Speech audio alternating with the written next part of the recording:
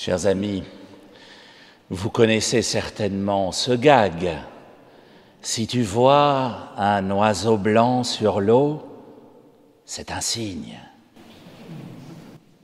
Et si l'eau ne bouge pas, c'est un signe des temps, bien sûr. Je vous laisse quelques secondes. Je suis un peu vache avec vous, hein. Faire des jeux de mots en ce soir de fête, alors que vous avez peut-être déjà l'estomac chargé du repas de famille de ce midi, ou au contraire l'estomac qui gargouille à l'idée du festin de ce soir. Mais il est bon de rire en cette nuit de Noël, n'est-ce pas? Il y a quelques années, j'avais fait ce gag dans l'une de mes paroisses précédentes, et quelques jours après, j'ai reçu une lettre outrée d'une dame présente ce soir-là qui me disait que commencer la prédication avec un gag disait toute la bassesse de mon niveau intellectuel, que faire rire les gens un soir de Noël, combien ça l'avait choqué. C'est authentique, hein? Vous avez des gens qui ne sont jamais contents, même le soir de Noël, ça existe. Mais si on ne peut plus rire à Noël, alors, il y a bien assez de choses tristes dans notre monde pour qu'au moins, ce soir-là, on puisse rire et se réjouir. Parlons donc de signes, chers amis. Pas des signes blancs sur les lacs, mais des signes avec un S. Parlons de signes, et notamment des signes des temps, pas les temps dont l'eau ne bouge pas, mais les temps. Un signe des temps, c'est en tout cas ce qui avait été annoncé aux bergers par l'ange du Seigneur cette nuit-là. Vous venez de le réentendre dans l'évangile de Luc, le signe. Voici le signe de cette nuit. C'est un mot, signe, qui est utilisé un peu à toutes les sauces, vous avez remarqué? Vous êtes de quel signe, vous? Ah, vous voyez. Un petit enfant m'a dit un jour que je devais être colombe comme signe du zodiaque. Alors, comme je lui expliquais gentiment qu'il ne s'agit pas d'un des 12 signes officiels, elle me disait « Mais si, tu es marié à Jésus, et lui, comme signe, il est colombe, alors forcément que toi aussi. » Voilà, c'est beau, la théologie des enfants. Depuis, je sais que je ne suis pas Verseau comme je le croyais, mais Colombe. Voilà. Ça me va aussi. Il y a le langage des signes aussi. Or, Jésus étant venu pour faire voir les aveugles et entendre les sourds, on peut espérer qu'un jour, le langage des signes ne soit plus nécessaire, grâce à la venue à nouveau de notre Messie dans le monde. Lui aussi, d'ailleurs, a parlé par des signes, notamment en écrivant quelques signes dans le sable un jour. Mais c'est une autre histoire.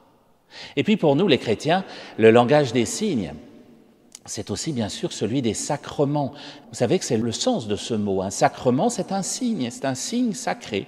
C'est un signe venu de Dieu. L'Eucharistie que vous êtes venus célébrer ce soir, c'est l'un de nos 7 signes sacrés, l'un de nos 7 sacrements. Il y a le verbe « signer » aussi. C'est important de signer, de laisser son nom au bas d'un document. On en perd l'habitude parce qu'avec nos mails aux signatures automatiques, on n'a plus besoin de signer à la main et pourtant, la signature, cela prolonge une main. Comme les sacrements prolongent la main de Dieu dans notre vie, c'est important. Et vous avez remarqué, quand on essaye de mettre ce verbe au mode réfléchi, se signer, alors ça parle aussi de Dieu. Se signer, c'est faire le signe des signes, le signe de la croix, qui n'est pas du tout d'ailleurs un signe morbide. Quand j'étais ado et donc révolté comme tous les ados, je me disais, mais pourquoi les chrétiens ont choisi ce signe qui est un signe morbide pour dire l'amour de Dieu? Et puis, là aussi, c'est un petit enfant qui m'a dit, Vincent, tu n'as rien compris. La croix, c'est un signe d'amour. Il suffit de relier les pointes de la croix et tu vois, ça fait un cœur. Je n'oublierai plus jamais le dessin que m'a fait ce petit bonhomme ce jour-là. Un cœur, bien sûr, Il suffit de relier les pointes de la croix pour comprendre ce signe. On se fait signe. Voilà encore une expression qu'on utilise souvent, une manière de dire à l'autre qu'on souhaite rester en contact, qu'on attend la prochaine rencontre. Or, notre Dieu est le Dieu de la rencontre par excellence, le Dieu de la relation, celui qui vient à la rencontre de notre monde, qui vient à notre rencontre jusqu'à se faire l'un de nous. Il nous fait signe. Mais quel signe? Et nous attendons un nouveau signe de sa part, son retour, notre prochaine rencontre. Il y a les signaux lumineux aussi, on les appelle les feux. Vous allez me dire, ça n'a rien à voir avec la foi. Eh bien si, car Jésus est venu apporter quoi? Un feu sur la terre. Il le dit dans l'Évangile. Bien sûr, il ne s'agit pas d'un feu rouge ou d'un feu vert. Dieu merci, ce ne sont pas des créatures de Dieu, ceux-là. Ceci dit, il s'agit de lumière aussi. Car dans la première lecture, le prophète Isaïe nous disait que le peuple a vu quoi? Une grande lumière. Si ça, ce n'est pas un signal lumineux. Vous suivez toujours, ça va? C'est bon signe. Ah ben, voilà encore une expression avec le mot signe. Quel que soit le signe que nous avons suivi pour venir jusqu'ici, chers amis, le signe des signes, il est là, sous vos yeux. C'est le moment où Dieu rejoint notre humanité. C'est le moment où il se fait l'un de nous. C'est le moment où il embrasse notre humanité. J'aime bien le dire ainsi, car cela dit aussi toute la douceur, tout l'amour de Dieu pour nous. C'est véritablement le signe des signes qu'est Jésus ce soir.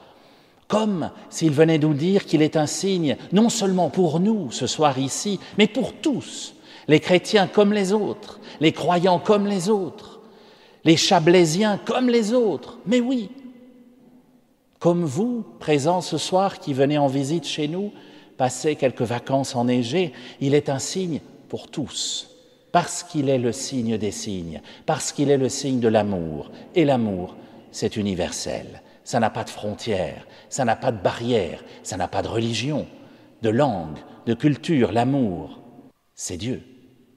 C'est d'ailleurs ce que disait Paul dans notre deuxième lecture, dans sa lettre à Tite. La grâce de Dieu s'est manifestée pour le salut de tous les hommes. Et mesdames, ne vous sentez pas exclues, bien évidemment, qu'on vous prend aussi dans l'expression. Pour tous, il est venu. Ceux qui sont à l'église ce soir comme les autres, ceux qui y croient comme ceux qui n'y croient pas, ceux qui cherchent Dieu comme ceux qui sont persuadés de l'avoir trouvé, ceux qui doutent, ceux qui se posent des questions, ceux qui ont peur. Il est venu pour tous. Comme cet homme aux portes de la mort dont je tenais la main ce week-end et qui me disait « Qu'est-ce qu'il y a après ? Dites-moi ce qu'il y a après. » Eh bien, après, il y a une grande lumière. Et ce n'est pas pour rien qu'on nous donne ce signe-là à Noël. Vous verrez une grande lumière. Ça prend un autre sens lorsqu'on se souvient que ceux qui reviennent des portes de la mort disent précisément avoir vu ce signe, une grande lumière. Il est venu pour tous, chers amis, ceux qui sont dans la joie comme ceux qui souffrent, ceux qui sont heureux en ce soir de Noël, et j'espère que c'est votre cas, ceux qui ont de la chance, comme nous, de vivre Noël dans un pays en paix, comme ceux qui vont passer cette nuit à l'hôpital ou dans un pays en guerre ou sous les bombes. Il est venu pour tous. Alors comme nous accueillons dans notre monde le signe des signes qu'est Jésus, ce signe à la fois humain et divin, ce signe d'amour absolu, ce signe de la paix qu'il est venu offrir à chacun de nous, je nous souhaite, chers amis, d'être nous-mêmes des signes extérieurs de la joie de Dieu, des signes de bonheur, des signes de vie éternelle. Quand nous sortirons tout à l'heure sur le parvis, derrière vous, soyons des signes. Soyons des signes de l'amour de Dieu, soyons porteurs de rire, de sourire. Dans le repas que nous allons peut-être rejoindre tout à l'heure, soyons des signes de partage, de paix. Ce soir, demain ou après-demain, soyons porteurs de la joie de Dieu, soyons des signes. Parce que si nous, les chrétiens, nous ne sommes pas des signes de joie le soir de Noël, alors qui le sera?